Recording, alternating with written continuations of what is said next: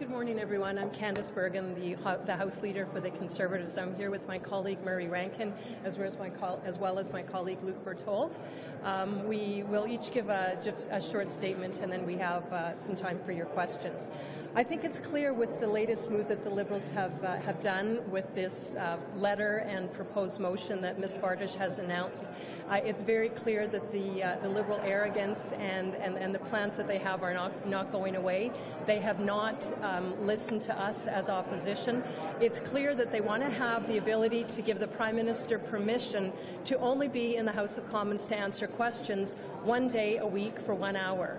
They don't have to change the rules. If he wants to be here all day on Wednesday, they could be doing that. But it's clear they want license so that he doesn't have to show up any more than that 1 hour, 1 day a week. It's also very clear that they want to be able to use time allocation. They want to use omnibus bills. They want to use all of the things that they criticized other governments for doing, and they want to be able to do it, but again, give themselves license to do it. It's pretty rich, it's hypocritical, and it's making, again, fundamental changes to the way the House of Commons operates without making those changes the way normally they would be made, which is with consensus of all parties. So we're concerned. We actually see this as worse than just bringing this motion to committee. They're bringing it to the House. They are taking this a notch, several notches further and making this even more of an untenable situation for us.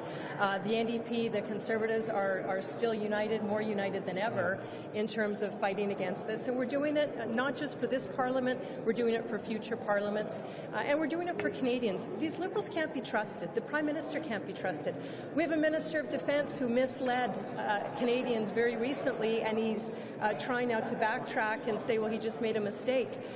He misled Canadians. The Prime Minister has misled Canadians on the budget. We can't trust him to show up and to answer questions, especially when they make these fundamental changes. So we're concerned, and we're not going to stop fighting back on what they're trying to do. Thanks. I would just like to echo what Candice said very well. We are deeply disappointed in this. It's a power grab by the Liberals, plain and simple. We have no idea why they think they can get away with this and break the tradition that goes back virtually to 1867. The Parliament is for the people of Canada. It's not to make the government's work more efficient. It's to hold the government to account. They made lots of promises. They say they have to keep this and not give the opposition a veto on their election promises. Some of you may remember when they promised that they would continue with home delivery. Some of you may remember that they promised that this would be the last election under the first past the post rules that would be coming up in 2019. So we're very suspicious about the argument that somehow they have to do this to keep a promise. If they had promised that they wanted to change the way another branch of government works, for example, the judiciary, would they be able to do that on their own because they talked about it during an election? It's deeply disappointing and frankly offensive to our traditions that they would go ahead and do that. And some of the specifics are laughable.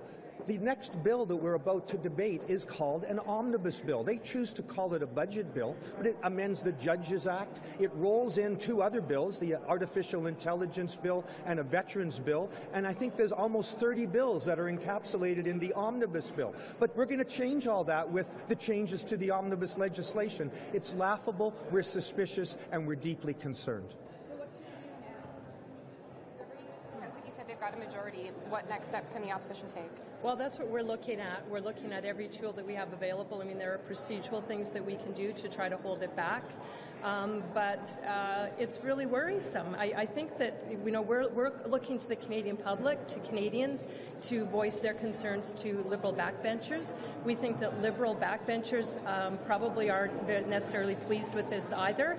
And so we're hoping that Canadians will respond and tell Mr. Trudeau that he needs to show up for work more than one day, 1 hour. Sorry, let's face it, the reason why they seem to be backtracking is because they want the filibuster to end in the House. So the question here today is, are you going to stop? Are we to expect that you will stop holding votes for whatever reason? What should we expect in terms of your... Well, they had a motion before the committee. There was a filibuster in the committee. In the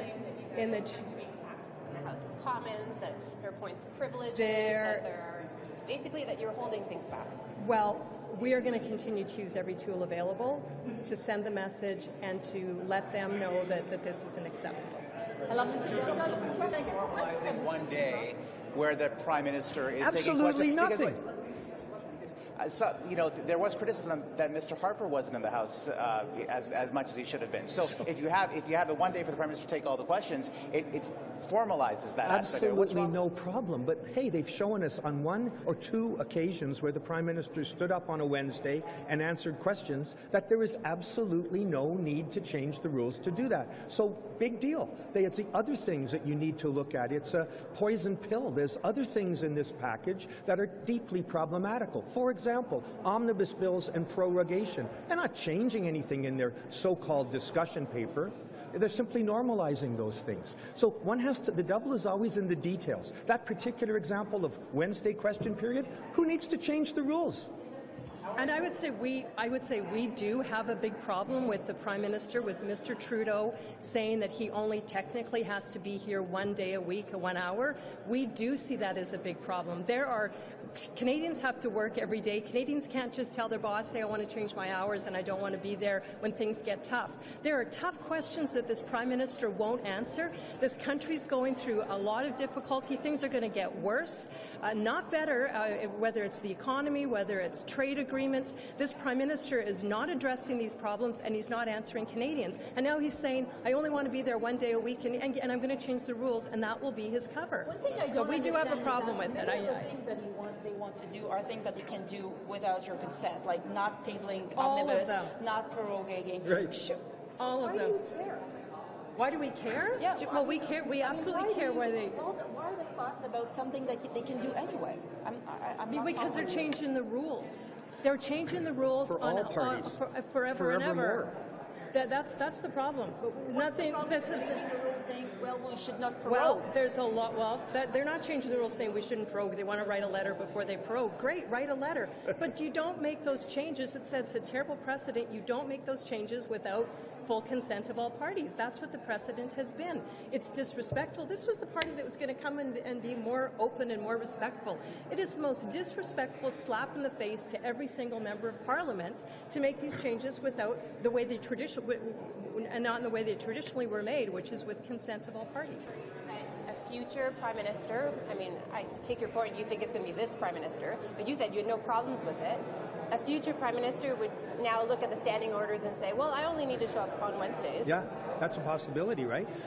I presume what they'll do is they'll have the Prime Minister come Monday, Tuesday, Wednesday, and so forth. But over time, it'll just be Wednesdays because that's what the standing orders say. And then another government comes in and it'll become the Wednesday rule.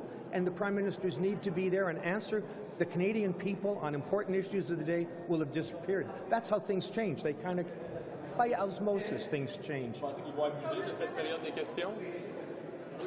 Il va commencer avec cette période de questions le mercredi, mais peut-être plus tard, absent de la Chambre pendant les autres journées de la semaine. En ce moment, il n'y a rien qui oblige un premier ministre à être là aucun jour. Non, mais pour le mettre en vigueur, pour le mettre dans le règlement de la Chambre, ça change beaucoup parce que notre gouvernement peut suivre cet exemple. Mais il n'y a aucun règlement qui dit qu'un premier ministre doit se présenter à la période C'est des ça, questions. c'est vrai. Mais il y a convention, ça existe pendant un siècle, que le Premier ministre vienne à répondre aux questions des Canadiens. Alors pourquoi est-ce que la Convention convention... question, the minister is saying she's hoping she can work together with the opposition to get agreements on time for debates and not have to use time allocation. Is there any goodwill left to let that happen?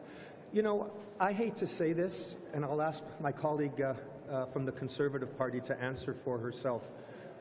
I can tell you from the NDP's point of view, we're very deeply disappointed, and there's a sort of lack of goodwill in this negotiation. Let me explain why I say that.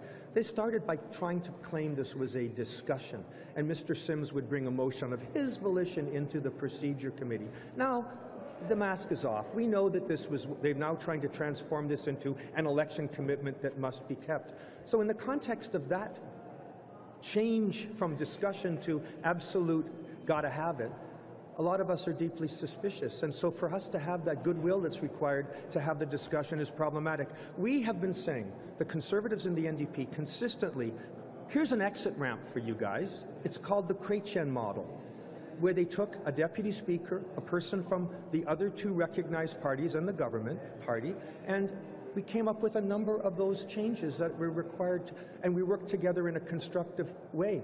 We tried very hard to get them to do that again. We wrote it in letters. You've seen the letters. And so, I don't know, but speaking only for myself, I hope that we can do that, because the Canadian public wants us to do that, but I'm very concerned. Just to go back to my colleague's question. Allocation a threat? Is it a threat? She talks about how they're ready to impose time allocation. Well, I think they're trying to manage expectations. So I think that's what she's doing. She's saying, yeah, we're going to use time allocation, which, by the way, they have been using anyway.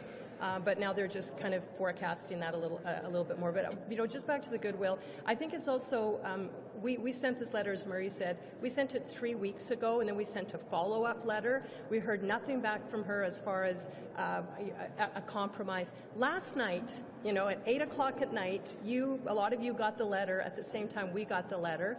And there was some jabs in that letter to Conservatives, some jabs to our former Prime Minister.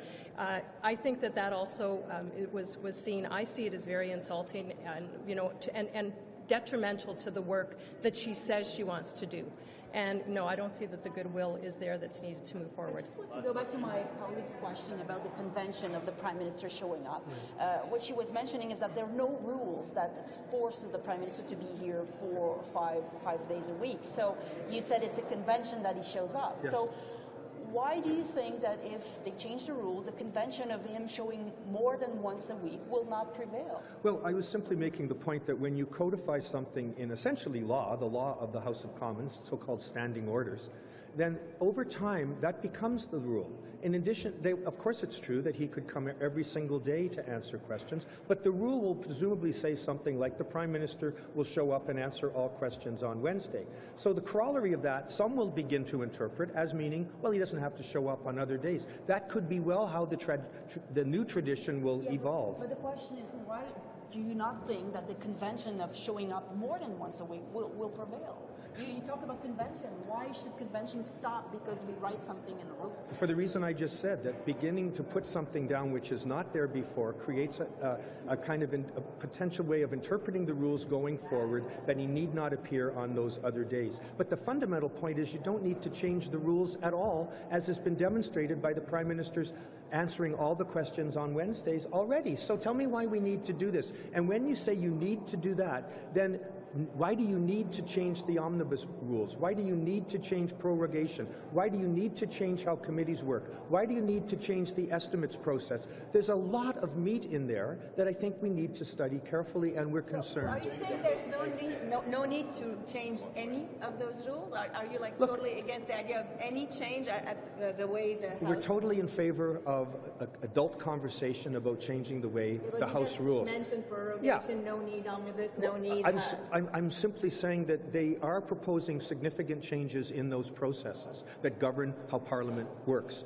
I didn't say there's no need to examine from time to time the way this place works. Of course there is. They use words like modernization. Who can be opposed to modernization? We're simply saying rules that appear to be designed to make the world better for the government should cause us all concern if it detracts from the role of oppositions in holding government to account.